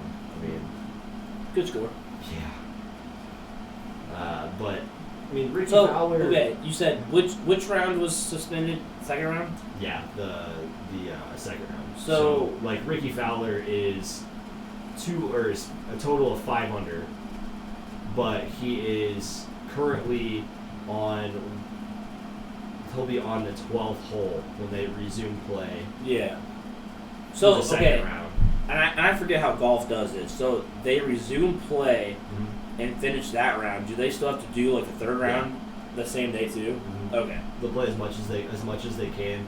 Well, it depends on like the tournament, depending on the number of players in the tournament, things along those lines. But the thought process is that they'll play.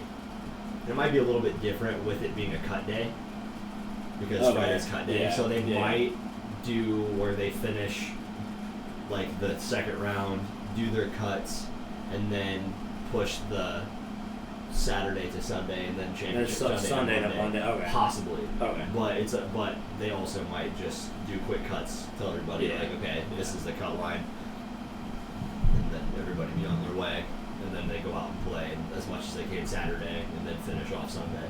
Hopefully. Okay.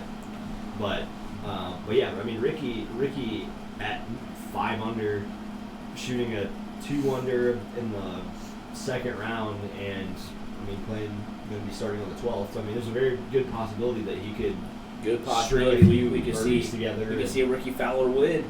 Very possible. Very possible. It's also very possible that he will suck and start dropping down into the leaderboard. But We'll see. either way, we will see what happens and give you an update with final score Yeah. for our. We next may even video. put it on our page, on our group. I mean, we'll definitely hit it on the next video. Oh, we'll for sure. I hit on mean, next you're in video. charge of golf because, like we said, I follow the majors, but that's about it. Yeah, and I mean, we're getting ever so closer to that next major. So So the next one would be U.S. Open. U.S. Open, okay. I was So, gonna say U.S. Open, the but I next- can't remember so- if that was it or not. Next tournament is going to be Palmetto, Mm-hmm. and that's going to be this next coming weekend, June the 10th through the 13th. And then And U.S. then Open it's is U.S. Open, which is going to be at Torrey Pines this year. Oh, It's on June 17th. I think we we said that the last time, like during. We did, yeah. So not next week, but the week after is going to be U.S. Open. So we will definitely make sure we hit on that too. Oh, we will touch And- base on that next week. And honestly, maybe even next week we'll kind of give like who we think is our picks to win Yeah, U.S. Open. for sure. I mean, I know who I'm going with already, but I don't want to ruin it, so All right. I'll do some research and say why.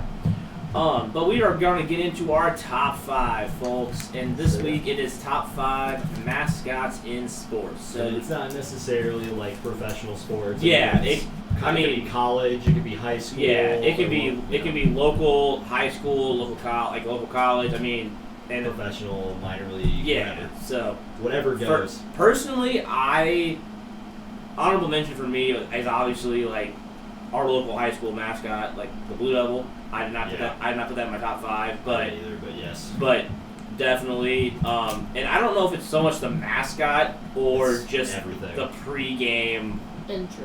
It's everything. That is just I mean, Yeah. because if anybody that watches hasn't been to, or that's from around Quincy and hasn't been to a QHS, Quincy High School yeah, basketball game, and it's even very special. Like, yeah, it's, and even if you're not from Quincy or have never been to a QHS game, I'm pretty sure you you can look it up on YouTube. But it's- And we may even put a link in the description of this video of just the pregame yeah. QHS basketball. It's And- definitely something very special as a student to be a part of, as far as the Oh, as yeah. far as like the Well, student and- section things along those lines. But it's very weird going to like another high school and seeing and not seeing something like that. Yeah, because I mean, it's better than I would say even most Division I colleges. Yeah. in Well, terms- and being from Quincy and getting to experience it, I mean,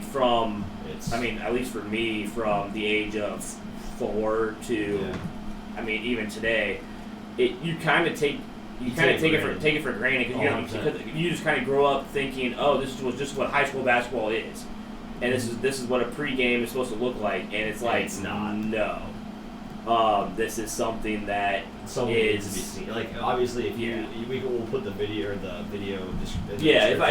I can find it on YouTube, I want to say there's one. I know that there's one. I can. Yeah. I've looked it up numerous I times. was gonna say I wanted to say that there was one on YouTube. I But- will find it, put it in the description. But so. even if you do watch the video, and if you do have the chance to come and watch it in person, for sure. It's worth it. And honestly, not to promote this, but a good time to come to Quincy and watch QHS play, and even just a whole entire tournament, is Quincy Shootout in January. I Yeah. mean, you can watch Top teams from around the country. yeah, top teams from different parts of the country play, as well as get to experience the QHS intro. So, Yeah. not that we're promoting I mean- that. I mean, we're not being paid to promote that at all. So, but Just something that we've got. just something And we've even gone. being We've gone to numerous years. What? even being like the crosstown rival of the school, Yeah, you freaking. I mean, it's still a sick intro for me. That literally I would only go to the QHS games just to see the intro. Oh yeah, it's crazy. Well, yeah, I mean the school across town. I'm not even gonna say the name of it. We don't I mean, even have They don't have anything like a that. mascot. I Well, we mean, do, you but can't. You can't have a Raider, Chandler. Well, we still do. It's inappropriate. I don't You can't have that. Yeah. Just kidding. Okay, so we're gonna get into our top 5 before we make this video like 2.5 hours long. I mean, it's only an hour and 40, but Yeah.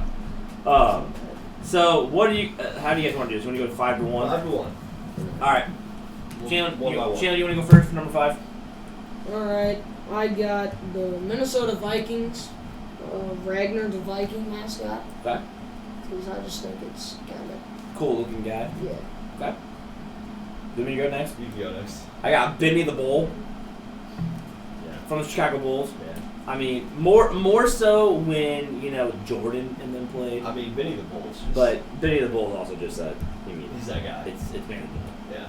So So, my number 5 is going to be from the local college here.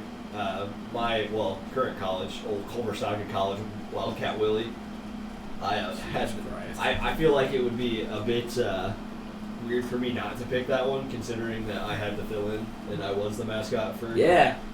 a day. Old Braden was the mascot, so I mean, he gets to experience a whole new side of being a mascot. He got to, I know. Chandler, go number 4. I know a couple. I know some of the people that were Wildcat Willie, and then I had to fill in. So Yeah. I feel like it'd be a bit. I feel like I should have got to experience this. Yeah, you didn't know about it. I know, and I feel like if I would have, I definitely would have been there. I know. That's why you didn't know about it. Because we would definitely be having a video I know. That's being why, played that's on stream why you- right now. That's why you didn't know about it. Yeah. Or at least a picture. Be like, look at this guy. Yeah. What's so number 4? My number 4 is the same as your number 5, Benny the Bull. Benny the Bull, okay. Yes. Which, I mean, like I could say, Yeah. Benny the Bull. What's your number 4? But- I already looked at it. It's Benny the Bull. Benny the Bull, I mean, you guys have him too hot. I don't think so. Benny the Bull. No. He's a legend. My number I mean, also a 4. Bulls fan, so I mean. My number 4 is the Oregon Duck. Okay. Yeah. Like, dude, Yeah. that guy's hilarious. Oregon Duck. Doing the push-ups after the touchdown. I mean, there for a while. That guy was doing like 50 push-ups a game. Oh, well, actually, no no. more than that. Yeah, because it was, yeah, Because he'd do Yeah. a push up for every point that they scored. yeah. So, So he was doing like. here's my thing. First off, Good for him. First off, good Her. for him. Or Her, yeah. But second, the fact that they lift them up on like a platform While he does. while he does the push-ups. I mean, Or she. Yeah, pushing. yeah, good for them. Yeah, good for them. Yeah, we're trying to say them because we don't really know. We don't know if it's a he or a she. You know? I mean, it could actually be the duck. It could be a duck. It could be a duck. Who knows? It could be. All So right. number 3. Hit me with 3. Yep. Alright, I'm gonna switch this one. So it's gonna be Grizz from the Memphis Grizzlies. Okay. Not speak. Okay. Not a bad one. Oh, another honorable mention, like the Denver, I think it's Denver Nuggets, the like little Rocky. Oh yeah. Yeah, I got fucking players. But- I'm gonna go with number 3. Old Fred Bird for the Cardinals. Ooh, that's a good one. He's a legend. That's a good one. Just a legend. It's a great one. Yeah. My number 3 is Gritty, Really? and it's mainly just because of all the shit he does now. Little Flyers. Yeah. Oh yeah. For those who don't know, Philadelphia Flyers. Philadelphia Flyers mascot Gritty. is who Gritty is. He's awesome. He's great. So, Number 2. number 2, Philly Fanatic. Philly Fanatic. I have him at number 2 as well. That's a good one. Philly Fanatic's just great. My number 2 is I think Fredbird. Oh, okay. You got Fred Bird too. Alright. Hey, I'm not a Cardinals fan, but Fredbird's a shit, man. I mean, He's great. even if I'm not a Cardinals fan, I mean it's Fredbird. That's right. Like, it just classic. Number I 1. wonder how they came up with the name Fred Bird. Slugger from the Kansas City Royals, and the only reason is the fact that, You're a Royals fan. well, that was my first MLB experience. Yeah, I was going to say. I mean, I can understand that. I mean, Yeah. you're a Kansas City fan. That was your Literally first pretty mascot. much grew up from 4 years old, first MLB game. Hmm? Go ahead and hit me Around with your number 1 experience. I do have to say, your first MLB game, you missed the only home run of the game too because you wanted to go to the freaking shop. FYI, I was there. I mean, obviously I was there. I mean, You I missed- saw the ball. No, you missed the home run. You watched it on like a TV, but you missed it in person. I promise you missed it in person because literally you were at the shop. I had to sneeze at some point. Never mind. My number one is Philly Fanatic. I mean, just his antics are just the antics, the all time just greatness of the Philly Fanatic. I mean, the dancing with that's the my security number guard. one. Yeah. And I looked at what your number one was, and I'm an idiot for not having it in my top 5. And the reason why I say that is because I didn't have it in my top 5 because I kind of forgot about the fact that it was a mascot. And now it's not. Unfortunately not. Yeah. So I don't want to ruin it, but go ahead and say your number one. So my number one, and just like Greg said, no longer a mascot, but back when he was a mascot, it was badass. It was the greatest thing in college sports. I think. Well, greatest halftime in college sports. Okay. Let me rephrase that. I think the greatest thing in college sports is Virginia Tech walking into the freaking stadium. Penn State's wide out too. Well, fuck Penn State. But greatest halftime show in college sports. Yeah. Well. Yeah. No. Okay. Yes. A close second. God. Fuck. How do I even say this? Son of a bitch. What school? The one school I don't want to talk about on this podcast. Their band. Wow. Yeah. Like their halftime band. Yeah. That's good. It's not anything compared to this though. Yeah. Yeah. So, honestly, let's not even talk about them. So, my number one mascot is the University of Illinois' former mascot, the Chief Illiniwek. Yeah. I know you were there for. I was fortunate enough to be there. I was actually there for, I believe, I was a lot younger. I was younger at the time, but I know I was there for the last football game or the last performance that Chief Illiniwek ever did, because they did the band shortly after the football season. So I was there at the last home football game that he did the performance at. Yeah, because I want to say I was at the last basketball game that he did that. Yeah, because I was gonna say his last dance ever was at the basketball arena, correct? No, it was at football. It was at football. I think it was at football stadium. See, I couldn't remember. I know the one that I might have flip flopped the two, but yeah, I was know at the last. Yeah, I know that the one that I watched that somebody actually got a recording of was at the basketball arena. Yeah, and it is 100% it was a great experience, something that I'm glad to say that I got a chance to see. But Assembly Hall is one of the greatest, in my opinion. I'm an Illinois fan. They changed the name of it now, yeah, right? It's the State Farm Center. Yeah. But Assembly Hall was, before it was redone, because they redid it, they did a big renovation, but it was one of the better basketball arenas in college basketball with the Orange Crush student section. But whenever he went down and did his performance at halftime, literally the student section got out of the stands, lined the perimeter of the court, and would hit the floor and do go along with the dance and all those other things along those lines. It was really cool to see. And my thing is obviously, and we've talked about this. We get why it had to they had to stop. We get it, but it's also just the tradition of Chief Illiniwek and everything. It sucks that it had to happen.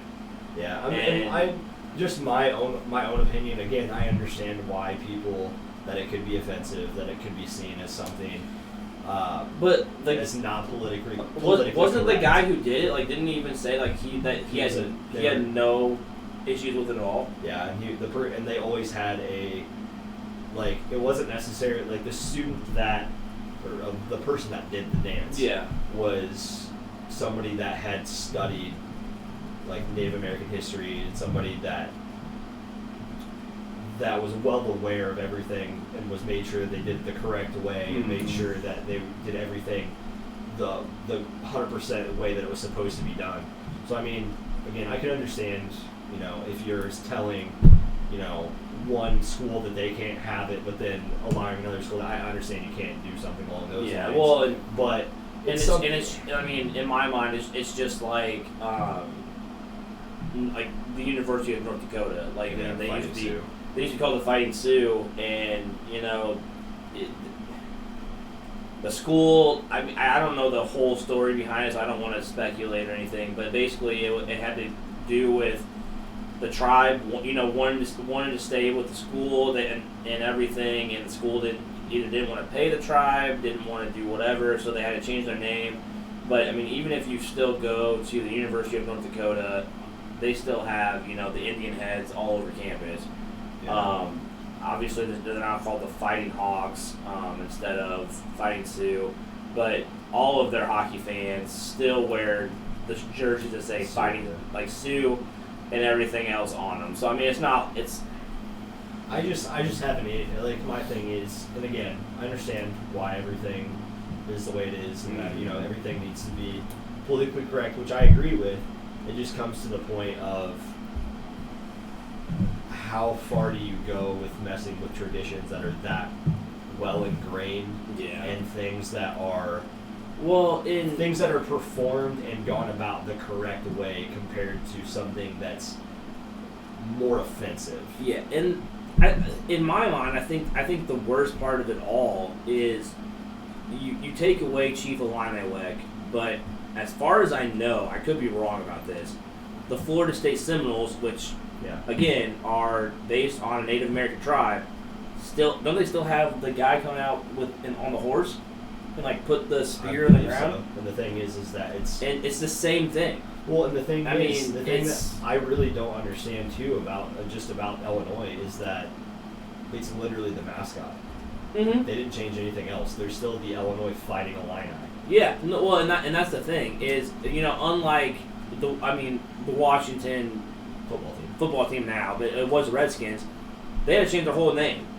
The Fighting Sioux from North Dakota had to change their whole name. Illini's still the Fighting Illini. And Which it's because they have. is- I'm pretty sure it's because they had the support of the Illini tribe. But is it also because, I mean, yes, it's based on the Illini tribe, but if you actually if people don't really know what a Illini is, they might just think, oh, it's just because they're from Illinois. Yeah. It's the Fighting Illini.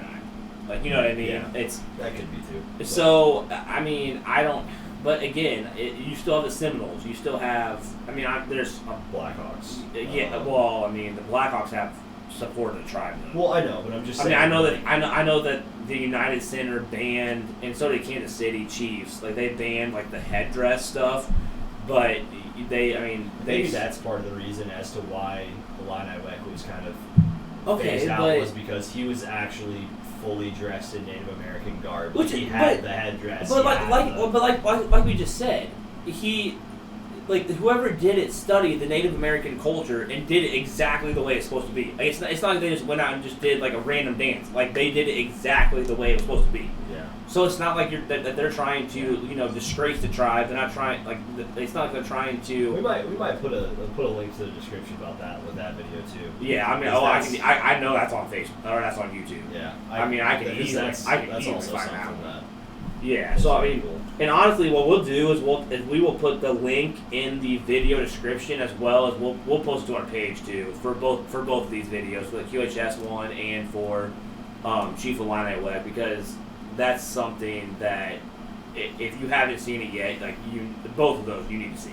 Yeah. And in my mind, honestly, even being from Quincy, I think the Chief Illiniwek one is way more just. It's emotional, especially the last one, in Assembly Hall. That was See, the thing was, it's all of just, I don't know, I know it's been long as far as podcast goes, but just, people watch it. It's fine. but it's just, And while they're watching it, they're gonna subscribe too. yeah. But a lot of your halftime shows, bands and things along those lines is just, you're showing off what different talents and things along those lines, like Oh, yeah. Yeah. the formation, different band formations, and being able to play different songs.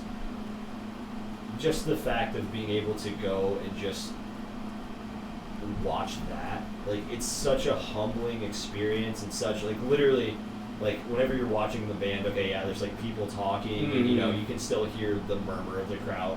When you're there, and in that moment watching that, it's dead silent, except for the students in the student section, like hitting the floor and things along those lines, along with which what he's doing. I mean that's just a part of what the student section does during it, though. It's not because like they're trying to disrespect. It's like they're doing the dance. It's a very cool and humbling thing. Yeah. So, but that is our top 5, and that's honestly our podcast as well. Yeah, let us know if you have like any other, if we forgot any mascots that you think should be there, or yeah. No, it ain't Bucky. It's not Bucky. Yeah, our fact checkers telling us OHIO, and I say OH hell no. Yeah. I gave you respect on the band. That's good enough. Yeah. We don't need Bucky. We don't need Bucky. We don't need Bruce. I mean, yeah, the Buckeye, like, it's Bruce weird. It looks like, never mind. I'm not even gonna say what it looks like. Anyway, make sure to stay engaged with us. We have our new page up to try to grow the channel a little bit more. Make sure you subscribe. If you have any friends that want to join, have them, invite them to the page. I mean, now that it's public on the page, we still have our private group as well. So if you want to join that, you can. But a lot of our stuff is linked on both, so yeah. the page is probably the easiest one. Mm-hmm. But next time, like we said, we're going to talk about probably the U.S. Open for sure, and then our top 5. Give us ideas. Give us ideas. We kind of have we our got some NBA possibilities. We got another couple possibilities that the fact checker came up with. We're gonna next time we might give a little hint about our plans for our upcoming video for like the 4th of July. And some different possibilities as far as not traditional videos, but maybe some different vlog type videos or different things that we can come up with for more in the summer when the weather's nicer and we get outside. Maybe even possibly do some type of video on location or something. Oh yeah, and we are definitely planning on before the 4th of July one, because we plan on going live then. We're probably going to end up going live later this month as well. It won't be this late at night though. No, if we go live, it's going to be probably either during a Saturday or like maybe like Saturday, like kind of late afternoon, early evening. Yeah, I mean, I think the latest we might do it would be like start at 8 o'clock and get done at like 10. I mean, yeah, we're definitely not going to do it at midnight going into a Sunday morning. So. But like we said, stay engaged with us, and we will like, subscribe, tell your friends. Yeah, the little button up here in the right corner. Wallop the like button with unbridled enthusiasm. That way. This way. There you go. I can't get all the way over there, but we will see you guys next time. Thanks, guys.